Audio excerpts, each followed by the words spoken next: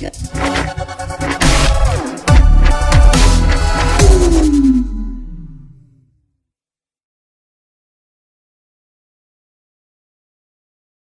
Hey everybody, it's Benny One, and I'm back at you with a series review, everybody. And the Loki show has dropped on Disney Plus, everybody. It's the newest Marvel Studios TV show that is continuing the Phase 4 storyline, everybody. And this actually picks up right where we last saw Loki in Avengers Endgame. They actually kind of show that whole sequence again, where they're taking him to prison on Asgard and everything, down the elevator in Avengers Tower, and he gets a hold of the Tesseract and disappears. They replay that whole sequence for us again. Not the entire thing, they kind of edit it and cut it a little bit, but we got to see that sequence again and see Loki disappear, and the show literally picks up right after he disappears and where he goes to. So, and right off the bat, I'm going to say that I enjoyed this first episode of this show. I think that out of Captain America, or Falcon and the Winter Soldier, and WandaVision, I think out of the three shows, the premiere of Loki is the best one so far to get the show off and running. Not that Falcon and the Winter Soldier or WandaVision were bad, but I feel like this show did a great job establishing like the themes and what this TV show is going to be about right in the first episode, right off the bat. And I think they did a fantastic job with that. The world building that we get right off the bat in this show is established. The time variance authority, they're basically like time cops. You get so much world building in this episode with this time variance authority group that Loki is basically imprisoned with, basically. I'm going to keep this episode one review very spoiler free, and then from here on, episode 2 on till it ends, I will be spoiling the shit out of this TV show. I will keep this first one spoiler free, just so that's kind of what I do when I review these series. So Loki ends up getting imprisoned by them because he, messes with time because he took the Tesseract and he disappeared, because that's not what was supposed to happen. Because the last time we actually really saw Loki, he in Avengers Infinity War, Thanos freaking snapped his neck and choked him to death and broke his neck and killed him. So Loki's dead.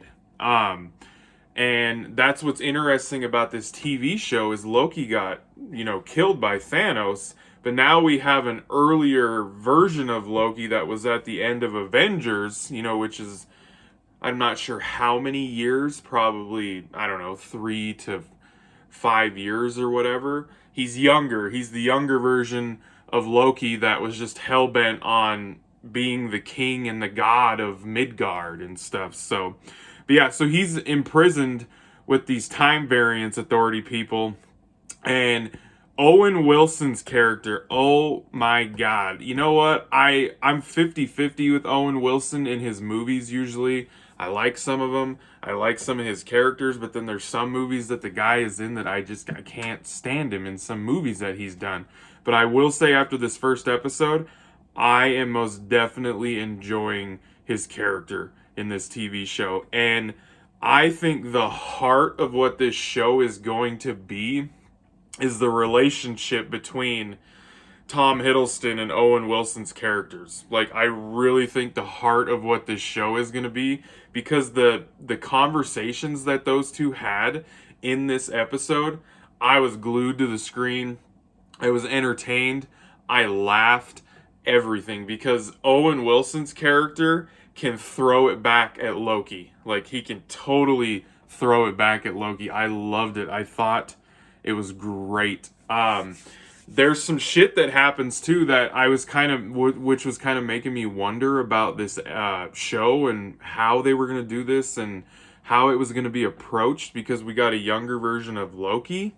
But they do something in this episode that I guess I'll say that gets this Loki caught up to where the Loki that we saw die gets him caught up in a way so that it feels kind of like the Loki that we saw die when Thanos killed him. I won't say how or what or how it all happens, but so that made me happy. I was like, oh, okay, this is really cool. So like I could see where this show is going, and like I love that this show really got things set up and established right off the bat. Like right off the bat. Like we know where it's going. We know what kind of show it's going to be.